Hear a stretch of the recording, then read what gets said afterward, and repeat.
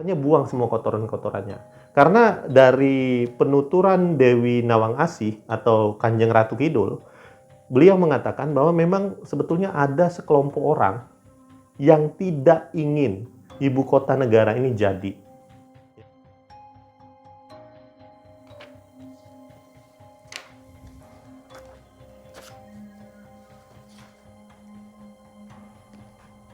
Halo semuanya, selamat datang di Sebelum Pukul 3, di mana kita akan membahas berbagai hal terkait dunia metafisik, misteri yang ada di dunia, fenomena-fenomena gaib, fenomena supranatural, aneh, tidak logis yang ada di sekitar kita.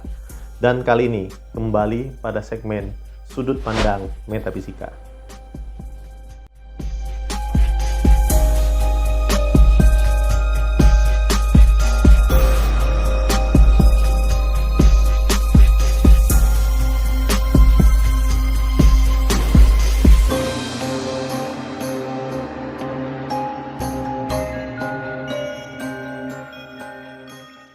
Pada sudut pandang metafisika kali ini, saya akan mengajak kalian untuk melihat, meninjau, dan mengamati sekali lagi tentang pembangunan ibu kota negara yang ada di Kalimantan, yang diprakarsai oleh Presiden Joko Widodo, dan nantinya akan dilanjutkan oleh Presiden kita yang terpilih, yaitu Pak Prabowo Subianto. Nah, dalam sudut pandang metafisika, banyak sekali yang bilang, bahkan kemarin ada yang DM, ya, request untuk membahas tentang IKN ini. Karena di Tenggarait, IKN ini akan mengalami mangkrak atau mengalami penundaan pembangunan, bahkan tidak jadi direalisasikan. Nah, menurut Bang Cecep katanya seperti itu ya. Menurut Bang Cecep, apakah ini ada kaitannya dengan hal-hal mistis? Apakah memang karena ada kendala-kendala yang sifatnya itu lebih ke teknis?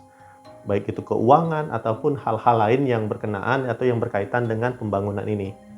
Lantas saya tertarik dan saya mencoba untuk mencari jawaban melalui meditasi, kemudian saya diarahkan atau diberi petunjuk untuk menanyakan langsung kepada beberapa penguasa dari alam lain. Perlu kalian ingat bahwa Indonesia ini adalah negara dengan kebudayaan yang unik ya. Salah satu negara dengan kebudayaan yang unik di Asia Tenggara. Nah, kita ini tidak lepas dari kehidupan atau budayanya yang memang masih sebagian besar masyarakatnya itu percaya dengan hal-hal yang sifatnya mistis. Jadi ini menurut saya sangat menarik sekali. Dan saya mencoba untuk berkomunikasi dengan beberapa penguasa alam lain. Alhamdulillah mereka memberikan jawaban-jawaban yang menurut saya ini sangat bijak sekali ya. Pertama itu datang dari sang penguasa Samudra Selatan, yaitu Dewi Nawang Asih atau yang lebih dikenal dengan nama Gusti Kanjeng Ratu Kenconosari atau Ratu Kidul. Bukan Nyi Roro Kidul ya, tetapi Ratu Kidulnya. Nah, beliau ketika saya tanyakan secara meditasi, secara metafisika, saya mendapatkan jawaban seperti ini. Beliau mengatakan seperti ini ya. Sebetulnya, hampir semua penguasa alam gaib telah menyetujui pindahnya ibu kota negara ini ke Kalimantan. Tinggal dari manusianya sendiri yang harus cermat dan mengambil sikap tegas lalu kompak atau juga kompak seperti itu ya.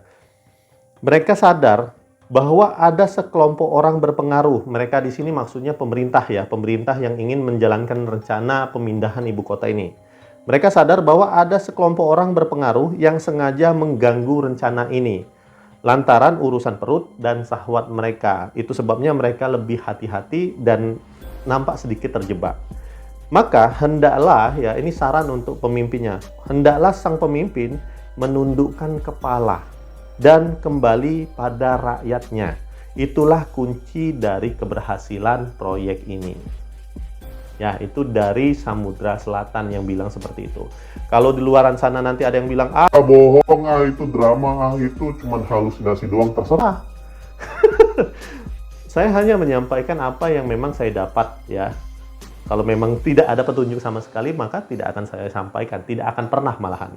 Karena itu akan menjadi sebuah, apa ya bilangnya itu? Sebuah fitnah.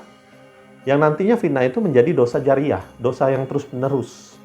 Nah, lalu saya kembali bertanya ke penguasa Gunung Tidar. Kalian sebetulnya sudah tahu lah ya, siapa penguasa Gunung Tidar ini. Jadi ketika saya tanya mengenai hal tersebut, apakah memang harus ada tumbal dulu ya? untuk pemindahan ibu kota ini ke Kalimantan gitu ya. Ini jawaban beliau. Merupakan pilihan yang baik jika ingin memindahkan wilayah, asalkan jangan jadikan rakyat kecil sebagai batu pondasinya. Maksud batu pondasi di sini berarti bukan rakyat kecilnya yang ditumbalkan untuk jadi batu gitu ya, kepalanya dipotong jadi batu, bukan seperti itu. Melainkan rakyat ini jangan dibuat sengsara hanya karena ingin memindahkan ibu kota, malah menumbalkan kepentingan rakyat. Nah, seperti itu maksudnya. Jadikan mereka manusia yang selayaknya, katanya seperti itu.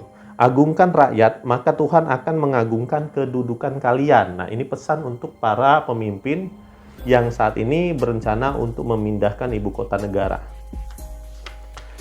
Kemudian yang ketiga, saya berangkat ke Krakatau ya. Jadi di sini biasa dikenal dengan nama Dewi Sri ya. Dewi Sri ini saya tanya juga apakah beliau juga sependapat dengan dua sosok lainnya ya. Dan ini yang saya dapat. Dia bilang seperti ini, pindahkan saja itu lebih baik, tapi buang dulu kotoran-kotoran yang menempel pada perabotan yang mau kalian bawa. Nantinya malah akan mengundang penyakit pada tempat baru yang disucikan. Ibaratnya kalian menaiki kapal, katanya seperti itu. Nah, di dalam kapal itu masih banyak sekali tikus-tikusnya. Maka yang harus dilakukan adalah membasmi tikus-tikus tersebut, memastikan tidak ada lagi parasit-parasit yang menempel, sehingga ketika kalian sudah sampai di tempat tersebut, kalian tidak akan membawakan dampak kerugian apapun kepada mereka.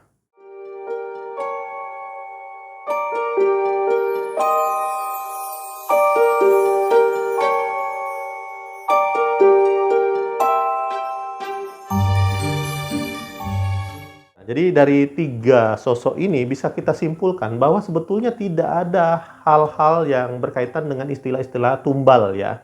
Ini hanya seperti apa ya? Kendalanya itu pada teknisnya kemudian keuangannya saja. Jadi tidak ada sama sekali hal-hal yang berkaitan dengan tumbal ya. Jangan sampai masyarakat ini ditakutkan dengan ya yang seperti ini ya. Proyek-proyek besar seperti ini pokoknya kepercayaan masyarakat itu harus ada tumbal yang enggak. Jadi yang harus ditumbalkan itu ego, ya, ego dari pemimpinnya. Yang harus ditumbalkan itu egonya. Katanya buang semua kotoran-kotorannya. Karena dari penuturan Dewi Nawang Asih atau Kanjeng Ratu Kidul, beliau mengatakan bahwa memang sebetulnya ada sekelompok orang yang tidak ingin ibu kota negara ini jadi. Sehingga saya bisa bilang seperti ini. Ada sebuah apa ya bilangnya itu kelompok elit tertentu yang memang mencoba mengendalikan ekonomi rakyat, kemakmuran rakyat dari balik layar.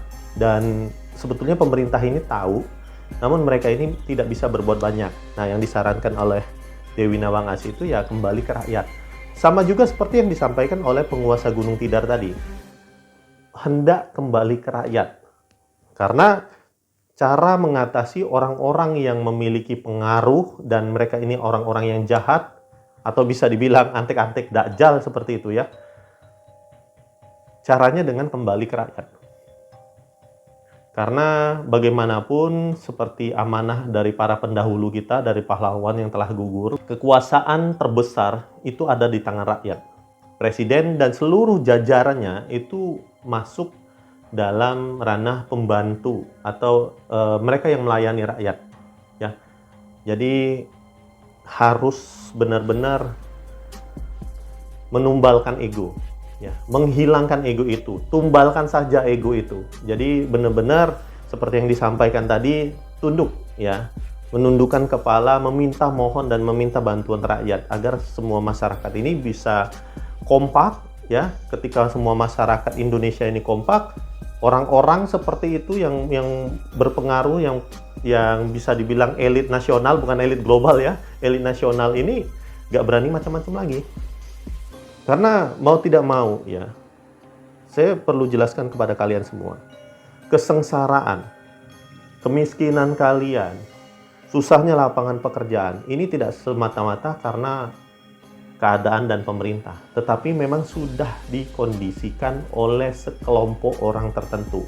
Dan mereka ini tidak ada hubungannya dengan gaib. Mereka hubungannya dengan syahwat, dengan perut mereka, dengan keegoan mereka.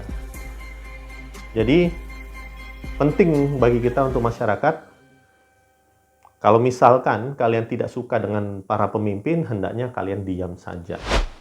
Ya, seperti yang diamanahkan oleh Rasulullah. Tapi apabila kalian punya pandangan, punya pendapat yang lebih baik, sampaikan dengan bijak. Sampaikan dengan hati yang lapang. Dan saya yakin untuk para pemimpin ke depannya itu, mereka akan jauh lebih baik ketika mereka mendapatkan dukungan rakyat secara penuh. Akhir kata, wabillahi taufiq wal hidayah. Wassalamualaikum warahmatullahi wabarakatuh. Om Swastiastu, Namo Buddhaya, salam sejahtera. Salam kebajikan. Salam. Dan inilah sebelum pukul 3 untuk sudut pandang metafisika. Terima kasih semuanya.